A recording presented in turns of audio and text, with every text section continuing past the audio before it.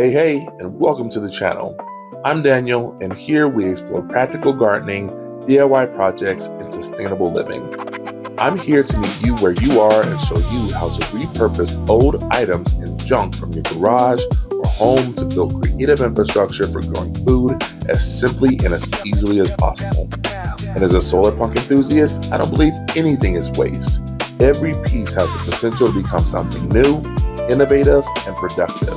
Because here, we don't just think outside the box, we build beyond the box. Welcome to Beyond the Box Gardens.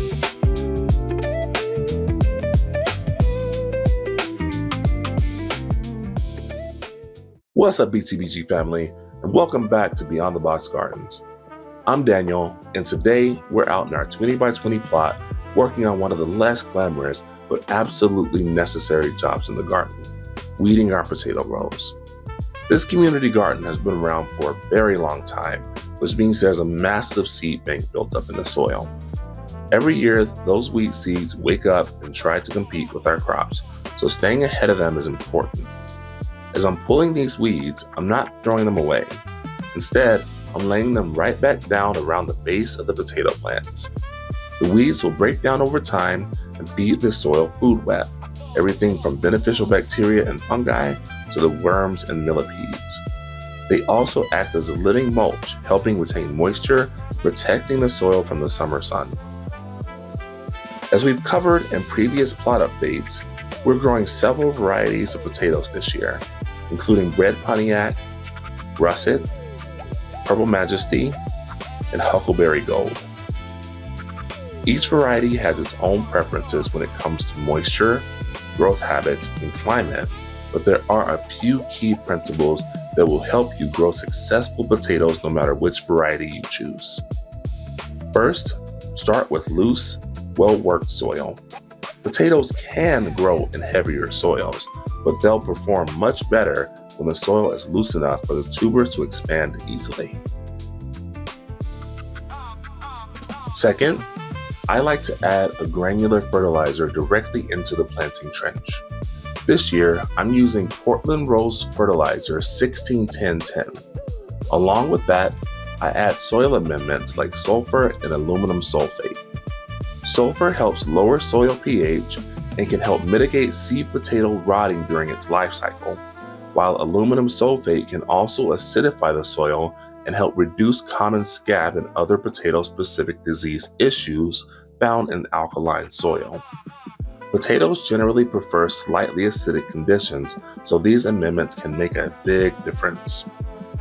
Next is moisture management. Potatoes need consistent moisture, but they don't want to sit in waterlogged soil. I've noticed that some varieties, especially the purple and red potatoes, seem to appreciate more moisture, while russets tend to tolerate slightly drier conditions. Red Pontiacs are usually pretty forgiving and perform well across a range of conditions.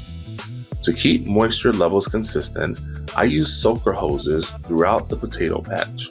Soaker lines deliver water directly to the root zone, encourage deeper rooting, and keep moisture off the leaves, which helps reduce disease pressure from things like blight and fungal infections.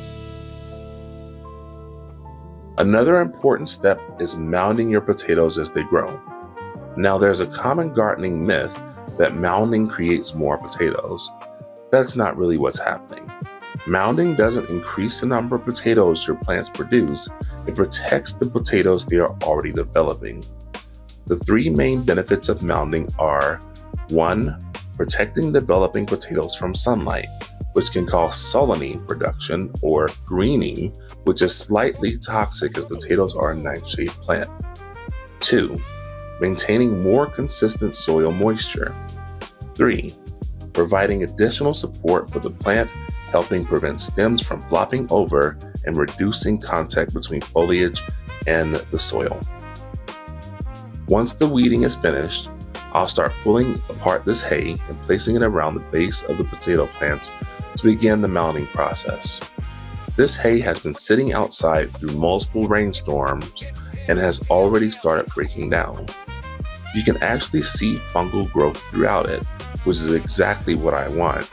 That fungal network helps drive nutrient cycling and supports overall soil health. Which side is the front of you? Right here? Yeah, that's the front of you. Whoa, icky. You eating stuff? Whoa. Woo-hoo. The system. This is what I'm talking about. The system. Beautiful millipede. Gorgeous millipede. Wow. I've never seen a millipede this big. Whenever I buy hay from local farmers or ranchers, I'm usually asking for the oldest, wettest, ugliest hay they've got. Most people don't want it, but for the garden, it's often the best material available because decomposition has already started. You'll notice that we've also got our corn growing well. Corn is actually pretty straightforward once you get past germination. In my experience, getting good emergence is often the hardest part. Corn seeds need to stay moist, but not wet. If they are too dry, they'll die. If they are too wet, they'll die. And sometimes it comes down to how good of a batch of corn seeds you have, so be sure to buy from a reputable vendor with good products. After that, corn mainly needs plenty of water and regular feeding. That's one reason I chose the trench growing method for this plot. The trenches help retain moisture and nutrients right where the plants need them. Corn is a heavy feeder, so I like to top dress with fertilizer every 2 weeks to a month, depending on growth and weather conditions. The fertilizer I'm using this year is fairly strong at 16-10-10, so I'll be starting at 1 month intervals and monitoring their development and any signs of over or underfeeding. Some gardeners are more systematic and fertilize with a regular schedule, which is good, but I've learned there is more merit in slowing down and reading the plant's cues for what it needs. Some areas of your garden space may have more nitrogen or phosphorus or potassium. It is the gardener's responsibility to recognize what these look like in the particular plant and adjust accordingly. To finish things up, I'm using a hoe to scrape the pathways between the rows and knock back any remaining weeds. Keeping the paths clean helps prevent weeds from going to seed and makes maintenance much easier throughout the season. Gardening isn't always about exciting harvests or big builds.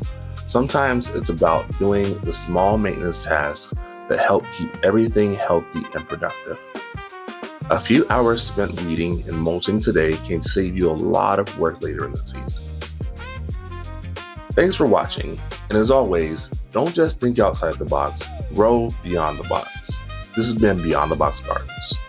Later.